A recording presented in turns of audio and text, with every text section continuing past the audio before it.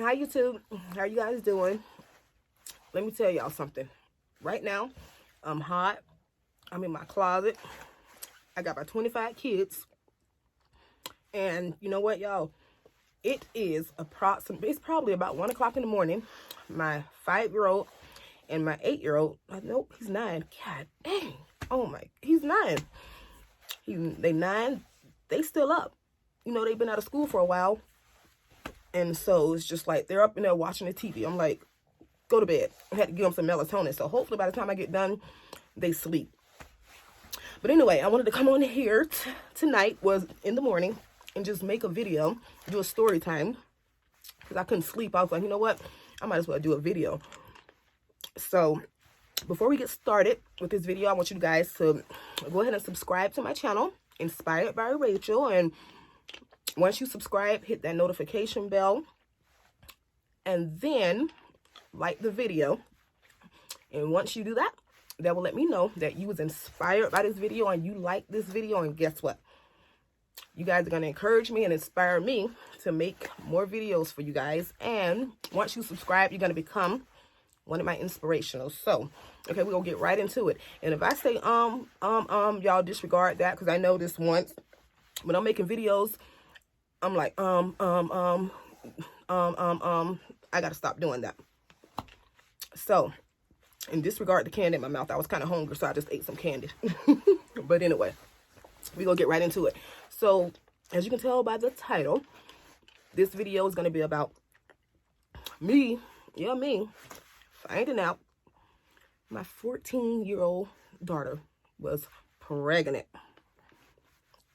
Y'all, let me tell y'all, if one of y'all moms out there and you ever had this happen to you, you don't understand. You don't even understand. So I'm going to get right into the story and tell y'all what happened. So before this happened to me, I was one of those people that thought I was stereotyping. I was like, you know what? A kid get pregnant at a young age, it's the parents' fault, hands down. That's it. But once it happened to me,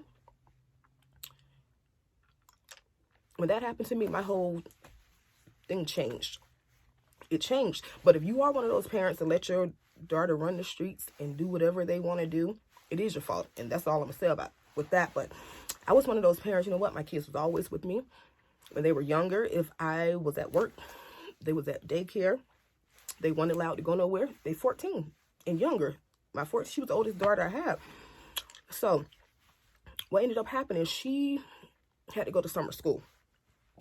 So in summer school, you know, with summer school, sometimes some states, I think they go for a full day, and then some states, they only go for a half a day. So in her case, she was only going for a half a day, and she led me to believe that she was going to summer school for a whole day. I didn't find out until the last day of summer school that they was whole 6 weeks, a half a day. At this time, I didn't know she was pregnant yet. So what ended up happening, this girl, she became depressed. She kind of stopped eating. She was standoffish. She wasn't herself. So I decided to go put her in counseling. So she went to counseling. She only had one session. You know, if you ever had a kid that's been in counseling and they're underage, you got to be in there with them the first time. And, yeah, so you can sign consent papers and all that stuff. So we went to the first session, and of course, they didn't get to talk because that was just signing papers and all that stuff. So then we left, and then they scheduled her another appointment, but we never did make it to that one before I found out she was pregnant. So what she did, she ended up calling her cousin in Florida, because her cousin in Florida, you know, she had a baby at a young age. So my daughter just was like, you know what? She had a baby at a young age. Maybe she can relate. Let me tell her. So she called and told her cousin that she was pregnant, and that's on her dad's side. And so her cousin, she was like, you know what? This is serious. I can't keep this in. I have to say something. So her cousin ended up calling her dad and telling her dad, hey, Asia might be pregnant. You know what? You guys need to take her to the hospital or whatever. So her dad called me and was like, hey, I just found this out. You need to take her to the hospital, get her a test, do whatever. Okay, fine. So, you know, I ended up scheduling the appointment. I took her to the hospital, well, to our doctor's appointment. And so then, you know, they do their test and all that stuff. And let me tell you guys something. When I was sitting in that room, waiting on them to come back with those results, it was quiet. She was quiet. My daughter was quiet. I was quiet. Everything running through my head. And it seemed like it took them forever to come back. So the doctor come back in the room, and it was a lady. She was like, well, yep, she's pregnant. And, you know, when you got a daughter that's that young and they're pregnant, the doctors and stuff, the nurse, they're already judging you. So at this point, I'm just like, you know what? My heart dropped. I basically was numb. I started crying. And I'm just thinking in my head, oh my goodness. For a long time, I was embarrassed. I was just like, man, people are going to think this. Everything was going through my head.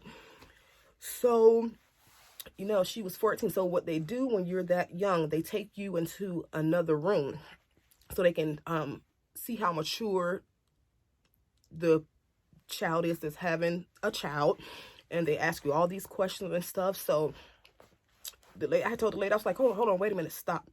Because I'm still crying at this point, just silent tears. I said, okay, hold on, wait a minute. I said, just tell me how far along she is. So, you know, they get the little round thing out that they determine how far along you are. They asked her about her last period and all that stuff. The lady did that. The lady was like, okay, here we go.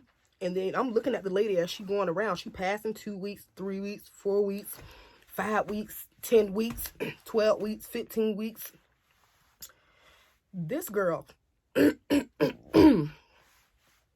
was 32 weeks pregnant. Y'all, when I tell you, my heart was beating. I got hot. And I'm thinking in my head, you know, I'm just looking at her like, I was basically looking at her like I was a serial killer. She wouldn't look at me the whole time. She would not look at me. She was turned like she was innocent.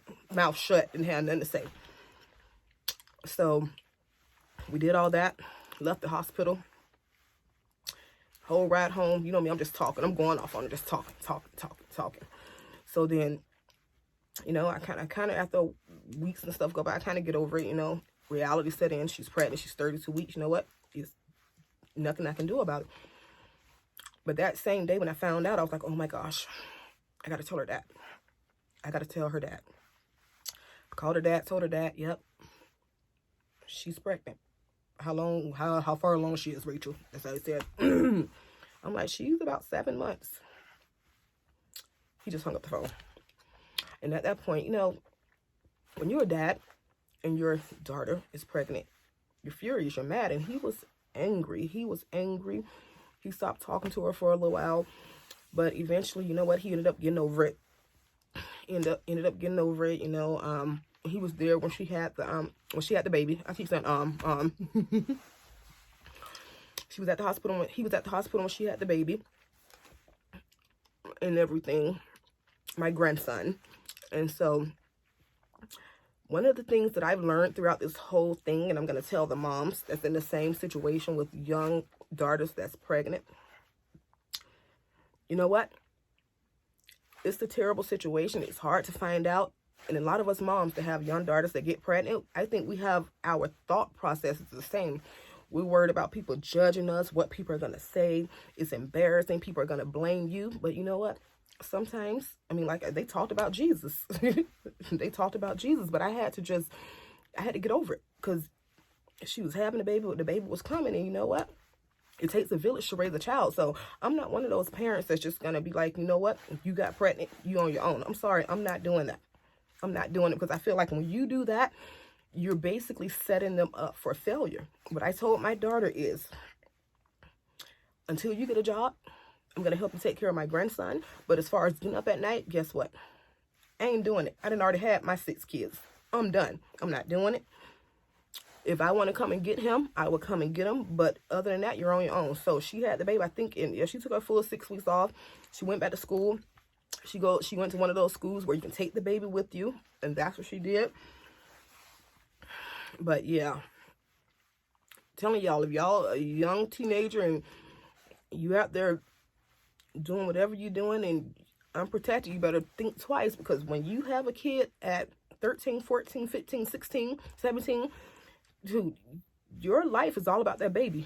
Your life is basically over and done with until you get up in age and your kid get life. Your kid is grown. You know what? You can't think about yourself no more. Your hair weave that you want to buy, your weave, your nails and all that stuff, you better throw that stuff out the window, because guess what?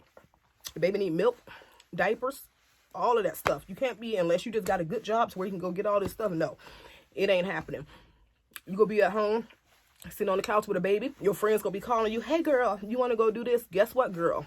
You gonna be sitting on the couch feeding the baby, because you ain't gonna be able to do nothing. No. But I'm telling you, like I said, if you're a mom that you're going through that with your child, you know, the best thing you can do is just be there for your child. Forget what everybody else say, you know. Forget what they say. Because I believe that, how am I going to put this? I believe that everything happens for a reason. Everything happens for a reason. And I make sure, like, when I'm talking to people or telling people about my experience, I never ever say mistake. Because you know what? My grandson, he isn't a mistake. I love that boy to death. Now he's 3. My daughter just turned 18 today. And shot throughout this whole thing since she was 14 up. She's done a good job. We had some hiccups along the way. A few hiccups, but we learned and she got right back in it. Her baby slept with her every night. She got up, changed him, got up in the morning, fed him. All of that stuff, you know. And she had a lot of experience from helping me, because she was my first daughter, so she had a lot of experience from helping me with the kids and my kids and changing the babies. And you know, they wanted her at school, they wanted her to take a class on how to feed and change the baby and burp them. She was like, I don't need to do that, I already know how to do that. So yeah, she's a good mom. Let me stop saying here go that again. Yeah, so yeah, but if you're a mom and you're in that situation, just be there for your kid. Be there for your kid. That's all I can say. You know what? Pray about it and keep going. Pray about it and keep going. That's all you can do. Because once your child get pregnant, it ain't no turning back. It is not no turning back. But I had her back in whatever she wanted to do. If she wanted to keep the baby or adopt, I had her back. You know, I had her back. It was whatever she wanted to do. So now, like I said, she's 18. My grandson is 3. She didn't learn from the last time. So, you know, usually when kids are 14 and they have babies at that young age, guess what? A year later, they pregnant again. Yeah, but that was a crazy experience. And so that was basically it for this video. So the next video I'm going to tell is basically going to be part 2. And this is going to be about her labor and delivery story in the hospital and everything. And my grandson's father, their family, they come from Africa. So they're African. And I don't know if they do stuff different in Africa, but the whole hospital experience, it was terrible. I had to kick everybody out the hospital. They were mad at me. They were mad. They cussed me out in a language that I didn't even know what they said. They cussed me out for days. They was mad at me, but I had to do it, you know? So if you want to hear that video, like I said, make sure you like and subscribe. Hit the notification bell so you'll be notified every time I upload a video and you won't miss out on anything. So that was the end of this video. And until next time, until next time, I'm thinking about doing the next video tomorrow. I might, because we're in quarantine. Tomorrow, Monday, I got one errand to run, and that's it. Then I'm back home. And I ain't got nothing to do. So, yeah, I know y'all want to hear that video. It was crazy. Remember that story. It was crazy. It was crazy, crazy, crazy. I'm telling y'all. But like I said, moms, encourage your daughters. Encourage them. Be there for them, because they are going to need it. They're going to need it. Okay, y'all. Until next time, God bless.